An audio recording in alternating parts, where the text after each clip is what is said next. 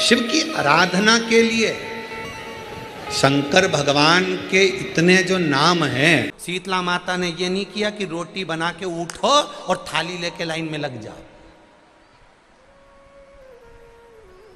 तुम देखना शीतला माता की पूजन करने लोग जाते ना शीतला सप्तमी शीतला अष्टमी पे, बस 11 बजे तक तो रोटी बनाती रहेगी, सामान बनाती रहेगी। 1-1.5 घंटा में ठंडा हुआ, 12:30 बजे उठ के सीधे लाइन में लग जाएगी, जल्दी से पूजन करके सो जाऊंगी, काम खत्म।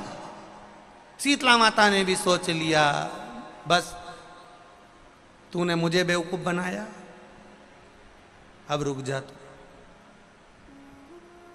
11 बजे तक भोजन बनाया, 10 बजे तक भोजन बनाया, 1 बजे रात को लाइन में लग गई पूजन करने के लिए। 1 बजे रात को न जाने किसने फैला दी कि 1 बजे रात को लग जाओ लाइन में, सुबह तक पूजन करके अपने घर आ जाओ, फिर आराम से आके सो जाओ। अब इतनी जल्दी क्या है भगवान के पूजन की? माँ की पूजन करने जा रहे हो, माता से लाड़ लड़ाने जा रहे हो, अपनी माता से अपने दिल की बात कहने के लिए जा रहे हो, अपने स्नेह की बात कहने के लिए जा रहे हो, तो धीरे धीरे प्रेमवश आनंद से माता की आराधना शीतल समय में, ठंडे समय में। ठंडे समय का मतलब है भीतर से ठंडे होकर, अपने भीतर से ठंडे होकर। अब अपने भीतर तो ठंडा ही है ही नहीं ना, जल्दी जल्दी चलो। और आधी बहुत पतली खुशी है और चलो गई। और ये कितना बड़ा कपड़ा थाली पे ढाक ढुका के लाइन में खड़ी है शीतला माता।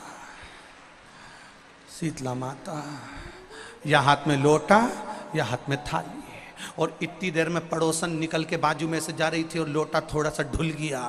अब यहाँ शीतला माता की पूजन करनी आई और ये हो गई चंद्र घंटा। लोटा जरा सा ही पानी का झलका, देख के नहीं चल सकती। ठंडा भोजन हाथ में, लोटा ठंडा पानी का, और अंदर अग्नि। शीतला माता भी कह रही इसको अजान दो पहले, इसको क्या मतलब? भीतर से शीतल हुई है, भीतर से ठंडे हुई है। चित्त वृत्ति मन जब भीतर से शीतल होगा, ठंडा होगा, तो मेरी शीतला माता, तुमने पूजन करा ना करा, मेरी शीतला माता प्रसन्न हो जाएगी। बस भीतर से शीतल होइए, ठंडे होइए भीतर से। नेत्र के अश्रु से रुद्राक्ष की उत्पत्ति हुई, जानते हो सब लोग? बोलो तो जम के बोलो, जानते हो ना? फिर भगवान शंकर के नेत्र अश्रु से अंधकासुर की उत्पत्ति हुई, जानते हो सब लोग? बोलो जम के बोलो, ठीक है। तीसरा, भगवान शंकर के क्रोध नेत्र अग्नि की ज्वाला से, उनके अश्रु से ज्वारासुर की उत्पत्ति हुई। ज्वारासुर जिसको एक असुर का भी नाम दिया जाता है। ये जो बुखार आता है ना, ज्वर आता है, जो बुखार आता है, इसको भी असुर के गिनती में लिया गया, ज्वारासुर। और इस ज्वारासुर को शांत करने के लिए माता शीतला को प्रकट किया गया। और आप गुरुग्राम वासियों के लिए तो बड़ा सौभाग्य का विषय है कि मां शीतला आपके गुरुग्राम में आशीर्वाद देने के लिए सदा विराजमान रहती है। बोल शीतला माता की, शीतला माता की। मां इस गुरुग्राम में माता शीतला अपने भक्तों के आशीर्वाद देने के लिए सदा विराजमान थी। ज्वारासुर को शांत करने के लिए मां शीतला को प्रकट होना पड़ा था। का जो पूजन का विधान है, उस विधान में कोई गर्म चीज की महत्वता नहीं है क्या? कोई गर्म चीज की महत्वता? फिर भी दुनिया के लोग अपनी बुद्धि लगाकर माता की जब पूजन करने जाते हैं तो वहां अगरबत्ती भी जलाते हैं और दिया भी जलाते हैं। अब एक तरफ तो तुम माता को ठंडा पानी का भोग लगा रही हो, एक तरफ तो ठंडा भोजन चढ़ा रही हो, एक तरफ तो ठंडे का प्रयास कर रही हो, और ऊपर से माता को तुम दिया लगाकर, अगरबत्ती लगाकर तुम माता को सम्मुख में गर्म तत्व को प्रदान कर रही हो, और फिर आकर कहती हो कि मेरा बच्चा क्यों बीमार पड़ता है, मेरे पति को आगे बार बार ये कष्ट क्यों आता है, घर में लोग चिड़चिड़े क्यों हो जाते हैं, घर में लोग क्लेश क्यों करते हैं, आखिर कारण क्या है? तो कारण तो तुम खुद हो कि जो चीज लिखी है वो ना करते हुए दुनिया जो कर रही है तुम वो करना चाहते हो। तुम भगवान की पूजन उस विधान से नहीं करना चाहते जो विधान शास्त्रों में,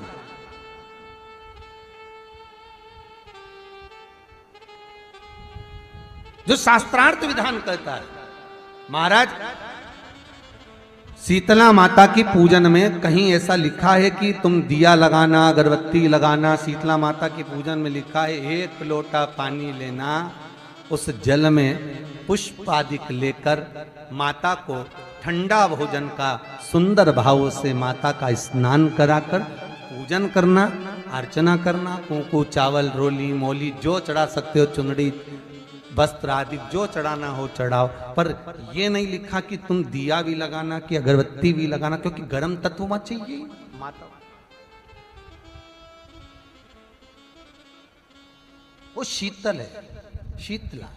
और अगर तुम दिया लगा भी रहे हो, मान लो दिया अगर तुम लगा भी रहे हो तो उसके सम्मुख ना लगे, उससे दूर, बहुत दूर।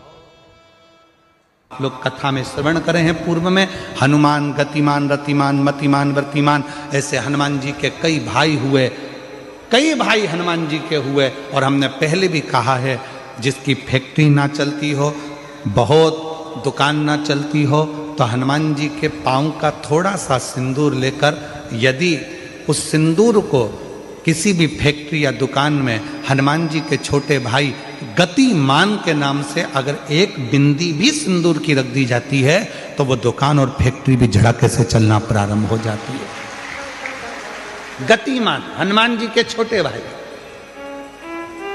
एक हनुमान जी के छोटे भाई हैं मतिमान। जब व्यक्ति डिप्रेशन में जाता है, एकाग्र चित्त नहीं रह पाता है, पढ़ने बैठता है पर एकदम मन नहीं लग पाता है, तो मतिमान का स्मरण किया जाता है, हनुमान जी के तीसरे नंबर के भाई का, मतिमान।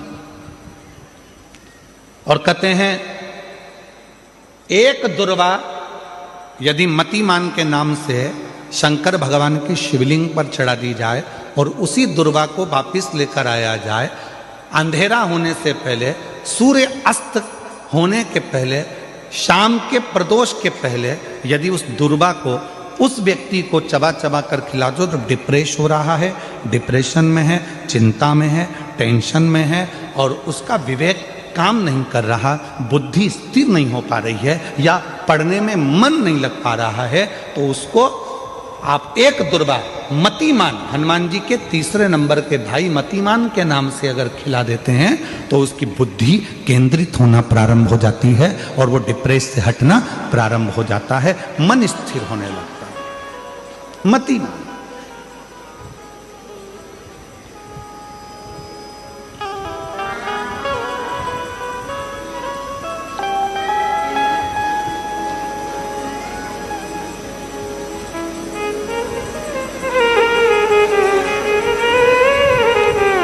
और एक नाम आता है व्रतिमान।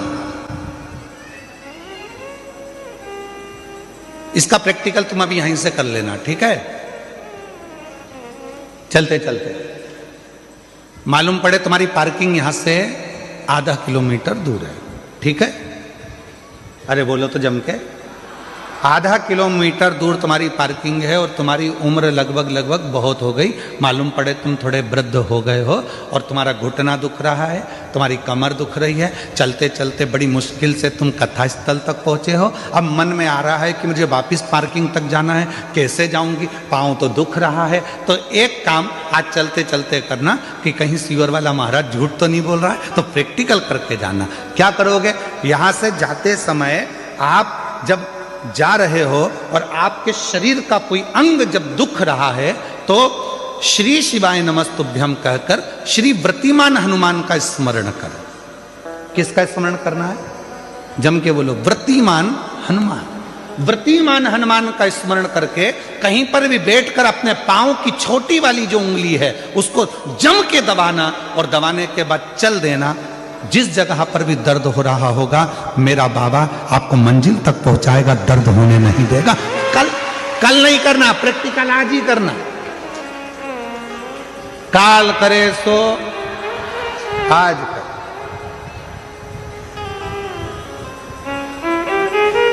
वृत्तिमान आज करेंगे गुरुजी, 3 महीने में फर्क दिखेगा। तुम तो आज की आज का बताओ ना कि आज की आज में फल कैसे मिले। तुम बिल्कुल तैयारी में बैठो। जाते जाते वृत्तिमान हनुमान भगवान श्री शिवाय नमस्तुभ्यम का स्मरण कर कर एक ऊर्जा के साथ, ताजगी के साथ चलते जाओ। शिव थोड़ा बहुत नहीं देते, मेरे भगवान देते हैं छप्पर फाड़ कर। बेल पत्र के पत्र को तोड़ने से पहले एक नियम है कि बेल पत्र के पत्र को वृक्ष से जब तोड़ा जाता है तो सबसे पहले उसको मंत्र दिया जाता है। क्या कहा जाता है? ओम नमः शिवाय। बेल पत्र के पत्र को पेड़ पे से जब तोड़ा जाता है तो ओम नमः शिवाय का नाद किया जाता है। और बेलपत्र के पत्र में, इसमें तो वो नहीं है गूठी, बेलपत्र का जब पत्ता टूटता है तो यहाँ एक गूठी आ जाती है। देखा है आप लोगों ने? जम के तो बोलो, देखा है? तो बेलपत्र के पत्र में जो गूठी होती है उसको भी जब तोड़ा जाता है, उस गूठी को जब अलग किया जाता है तब भी शिव मंत्र उसको दिया जाता है। ओम नमः शिवाय, ओम नमः शिवाय, ओम नमः शिवाय। वृक्ष पे से पत्ते को तोड़ा तो मंत्र दिया, गूठी को तोड़ा तो मंत्र दिया, और बेलपत्र के पत्ते को जब तोड़ा जाता है मंत्र, पत्ते को तोड़ने से पहले मंत्र प्रदान किया जाता है, और जब तोड़ा जाता है तो कहा जाता है हे माँ पार्वती, हे माँ गोरा, चलो तुम्हें शिवजी ने बुलाया है मेरे कल्याण के लिए। माँ आपको शंकर जी ने याद किया है, मेरे ऊपर बहुत दुख है माँ, कल्याण करिए, चलिए मेरे दुख को समाप्त करो, निमंत्रण दो।